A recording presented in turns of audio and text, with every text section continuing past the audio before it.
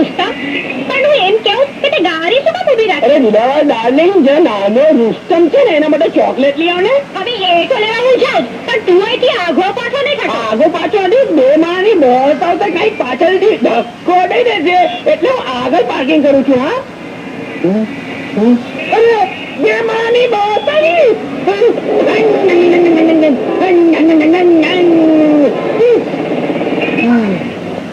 સાલા લુચ્ચા.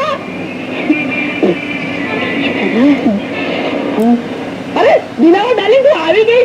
અરે બંટી ની જેવી આવી ગઈ. બેસ બેસ બેસ બેસ બેસ ડાર્લિંગ બેસ.